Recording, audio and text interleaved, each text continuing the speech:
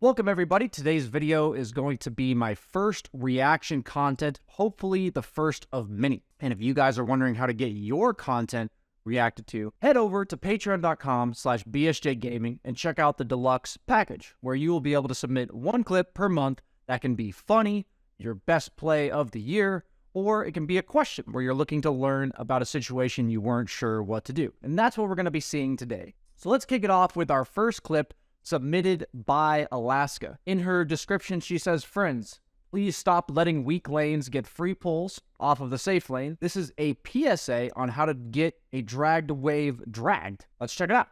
So she looks like she's the silencer here. The opponent, Pudge, looks like he is dragging the creep wave. And she has also dragged the opponent creep wave into the Pudge's creep wave to prevent him from pulling it behind his tier 2. Now, she told me this was originally an accident when she was just trying to harass the DK. But yeah, that's definitely something you would want to do. Generally speaking, the whole idea of dragging creep waves is that you are avoiding trading with the opponent. So in this case, the Pudge DK did not want to trade with the Silencer Drow. Makes sense. Very heavy harass heroes. And by forcing the waves to meet once again, as long as you feel comfortable laning outside of tower range, then that's a great idea to do. So I think what she's showing here is if you want to interact with the opponent, if you like trading with them in lane, this is a little trick that you can do to make sure that the opponent doesn't dodge that interaction. Our next clip is submitted by Docs, and his description in the title is CM Pog. It looks like it is not him playing the CM. Well, let's go ahead and check it out. They got Char, got the Boots of Bearing. I can see where this is going. Ghost Scepter stays alive in less than 75 HP. Ult's coming up in 5 seconds. Yeah, okay. We know there's going to be a triple kill coming because of replay bugs. How exactly is this going to happen? Okay, he's got the ults going. Spectre, that's a core Spectre. They are up by 33k to be fair. Fine. That was pretty pog. I will say that was pretty pog. I think mainly the fact that he stayed alive managed to buy the time for his ultimate to come up far to the opponent so they couldn't see him, and then baited them into chasing too far. Absolutely secured the game for his team as a support. 36 minutes plus. Who said supports cannot have late game impact? Our next clip is submitted by MojoLobby. Seems like we have another creep dragging clip. He is Lycanthrope, and he has been watching a lot of 33 from TI winning Tundra. And he's basically wondering, he's fiddling around with pulling a lot of creeps with his summons rather than his hero like you saw in the previous clip. And exactly what to do with that and how this one worked out. And he's just asking, what do I think of this clip? So let's check it out. So he's against Monkey King as a carry. Definitely makes sense that he would want to drag if possible. So the lane's already at his tower, but he's then going to drag the next one to ensure minimal interaction with the Monkey King. I'm totally down for that. Which says he messes it up a bit here. Creeps pull into you. This seems super fine.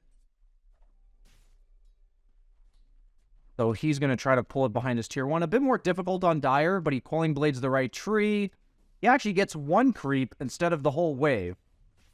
And that seems to be what he believes is the mess up. So what I'll say about this is that when you pull creeps, it's really important as the enemy carry that we watch what you're doing, right? It's important that Monkey King sees that you let most of the creep wave through, whether it be intentional or not. So if he sees that the wave was pushed through, then he should kill as many of the enemy creeps, because you see on the mini-map that he has dragged behind his tower as well. It's a little bit difficult to see, but he's dragged behind his tower as well, and because he didn't react by pushing the wave immediately, he's going to miss those 3 creeps. So these are absolutely ways that you guys can kind of screw around with dragging creeps, because if you think the opponent's not going to react properly, just note that everything you do when you do this prompts a proper response from the opponent. So mixing up how many creeps you purposely kill off, doing what you're doing here where you're stalling for the next creep wave, these are all great options that have tons of uses in various scenarios, and you should totally be looking out for them. So yeah, interesting clip.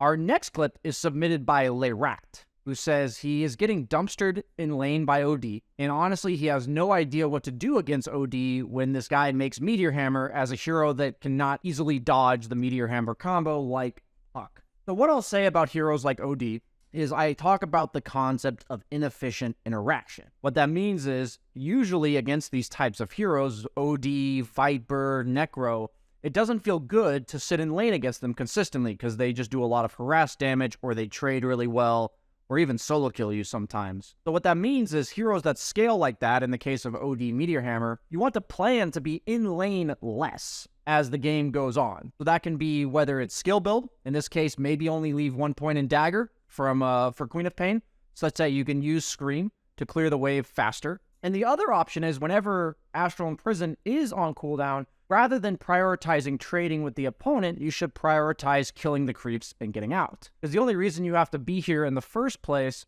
is because you want the creeps, and you want to not just lose your tower for free. So in this case, against heroes like OD, clear the wave as soon as possible, minimize the time that you're spending in front of the OD, and if you can't lane against him at all, then let him push the lane into your tower, defend it afterwards by pulling it off of your tower, and if he's not pushing the lane, you can look to gank with your ultimate on heroes like Quap. But planning to be in lane less is the best. So let's see what you do that doesn't really fit that plan. So we're seeing that you're actually hitting the OD a few times, prioritizing the harass a bit more than I think you should.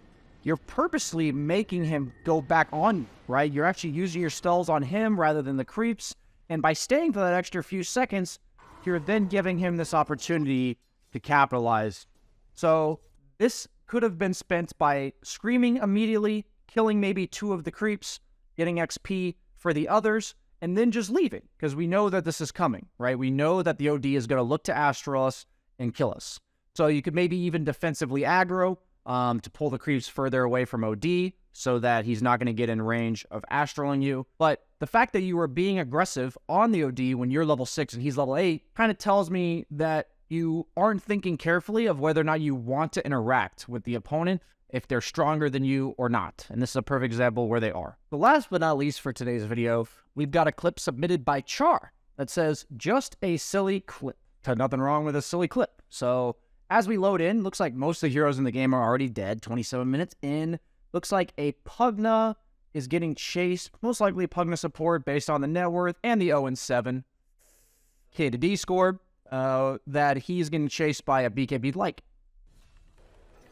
Okay, so Ghost Scepter to prevent him from hitting you. Then Decrep to prevent him from hitting you. And then middle talons for the sacrifice. Decrep to prevent him from hitting you. Oh, he's actually turning it. Very difficult. Decrep to prevent him from hitting you. Ghost Scepter. Okay. Oh my god, dude. And they're the armlet toggles. Wow. So I'll give you credit, man. That's really fun to outplay people with way less net worth than they currently have. And one of my favorite things to do on heroes like Pugna, like OD, like Shadow Demon is just buy time over and over again, baiting the enemy team into chasing me down. And it just makes them look stupid sometimes. And these are the type of plays that, you know, make you come back to Dota. Master tier Pugna, by the way. Even if you start 0-7, it's never too late to kill a core. So thank you for all the submitted clips for this week. If you guys would like your clip reacted to, make sure you check out the Patreon once again. Like, comment, subscribe on YouTube to see more videos like this. Let me know in the comments what you think of this type of video. If there's any other types of clips you may enjoy, and we'll see you guys next time.